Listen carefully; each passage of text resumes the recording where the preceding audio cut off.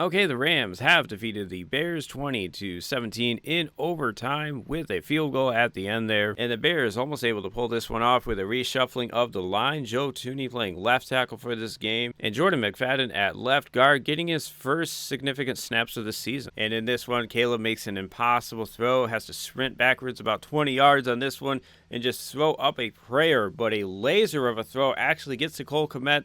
Looks like maybe the defender on this one didn't think the ball was going to get there quite so quickly. He probably thought it was going to drop a little bit maybe. And it's crazy how the Bears lost this game after such an electric play like that to force overtime. But it really does come down to this play by DJ Moore, which Chase Daniel is going to explain really well here. Luther Burden, run a curl route. Okay, run a flat route. They're playing man-to-man on this side of the field. Look how deep Cam Curl is away from the situation and away from everything that transpires. So they're really trying to box these two. So it's a box coverage between here. Rome Odunze is going to run at this safety and needs to go to the corner. This job right here by DJ Moore, it's hard to see because of it. Your job is a deep cross. You should be over here on the hash 18 to 22 yards. Luther Burden, you do your job. You hold this guy. Look how much space there is over here. Look at the pocket. Look at the space. Look at the effort that DJ Moore comes. First of all, the angle's awful. You're going this way when you should be coming this way. And yeah, that was a really nice breakdown what exactly went on there for us fans at home who like to learn about football. But it was pretty obvious that DJ Moore wasn't running full speed on this play. And on top of that, he did not really take the correct angle to kind of split those two zones. And yeah, if he wasn't in the wrong spot there, that would not have been an interception. And the Bears probably win on a field goal.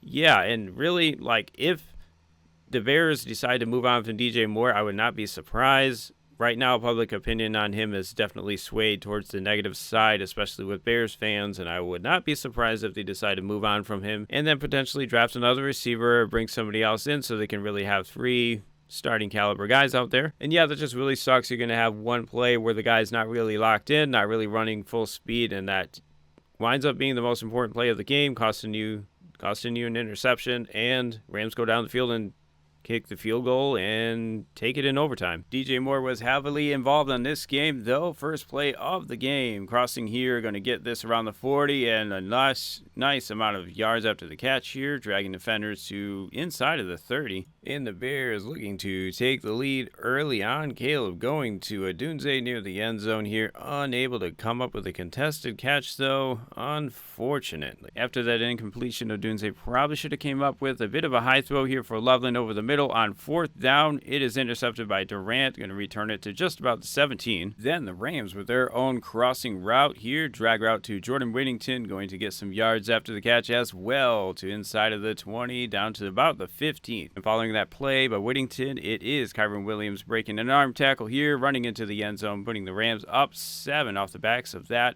interception. And the Rams capitalize on that early mistake. Next drive out for the Bears, it is Caleb with a free play catching the Rams offsides here, going to find Colston Loveland all the way around the 24-yard line. Then it is time for Kyle Monungai. Some tough running here up the right side, running over that guy inside of the 10-yard line. And that helps them set up from the goal line. Fourth and goal, going to get it to DJ Moore, making the tough catch in traffic here to tie the game. Now with the tie game, it is Matthew Stafford off of play action, scrambling, throwing into double coverage. Definitely should have been picked. Following that dropped interception, Bears go 3 and out. Next time out for the Rams, it is Jaquan Brisker darting into the backfield here on first down. And after the Rams convert, it is Brisker off the edge here for a nice sack. And then on third and long, it is going to be Stafford going downfield to his favorite target, Puka Nacua, one-on-one with Brisker, able to break it up. Now the Bears able to move to the Rams 32-yard line for a 4th and 1 run here. And on this one, just a little too much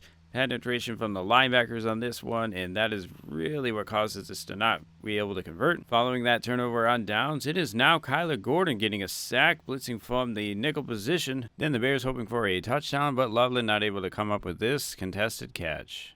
And with the Bears not converting there on third, it is a long field goal, 48 yards in a blizzard. Gonna get it. Rams now with a chance to tie the game before half or maybe potentially take the lead. It is a beautiful catch here by Higbee. And yeah, just a really nice snag on that one. Then it appears the Rams will be gifted a penalty. Coleman Shelton runs right into the defensive lineman here and definitely flop, getting the ball in range for a tie. Rams take the ball out of half with the tie game. Not able to connect on this third down pass. Bit of a miscommunication on that one. Then Odunze dropping this one on third down. And then it is Caleb scrambling around after getting a 3-and-out.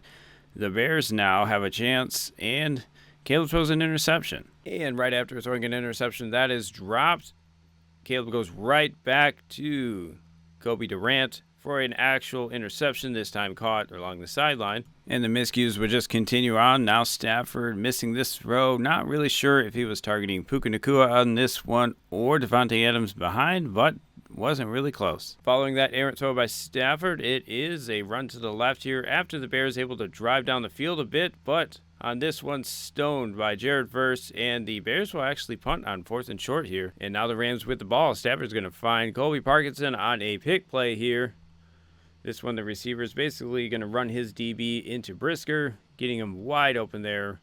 And a huge play all the way across midfield. After that big play, we have Devontae Adams crossing the field here in traffic. Is going to make this catch go down, and then the ball is kind of stripped away as he is going down, basically right after he gets his knee down. And now NFL fans are all over Twitter trying to analyze what is the real difference between these two plays, the one for the Bills and now the one for the Bears. Bears do not get the turnover. And yeah, fairly controversial situation here, but I do think both of these should have just been a normal reception. After that, Rams able to keep working down the field, and it is Kyron going to get into the end zone again for his second touchdown and putting the Rams up 17-10. The Bears then able to work all the way down the field for a 3rd and goal hurdle. This one, Swift is going to be met in the air, jumping over one defender and then getting met in a pretty insane one there. Now on 4th and goal, it is Caleb trying to get it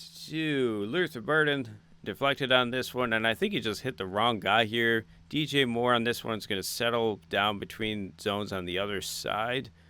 And it looks like the linebacker he's supposed to read definitely is going for Luther Burden the whole way. Bears defense then gets a stop, and a bad punt sets up this nice run by Swift. And following that impressive run, you have this play on 4th and 4 for the game. Got to get a touchdown. And yeah, this is definitely one of the better throws we will see for a while. Rams will start overtime with the ball, but on 3rd and 1 stops. It is Kevin Byard on this toss play, putting a hard hit on the running back. Following that stop, you get another nice run from Caleb here, evading the rush and looping all the way around, accelerating towards the line marker and taking a hit, but getting the first down. And a couple plays later, Bear is able to convert on a tush push. And then you got this interception we already talked about. DJ Moore pretty much runs the wrong route, does not run full speed, and is not there to make the play. You know who is making a play in overtime, though? It is Devontae Adams along the sideline.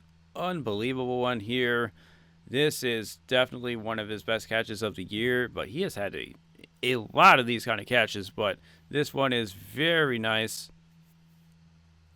And then the Rams needing one last 3rd down, 3rd and 6. It is Puka dragging defenders here all the way to about the 25, 26 yard line rather, setting up the field goal where the Rams take victory in overtime, 20-17. And this one actually looked for a second like it was starting to go left, but nope.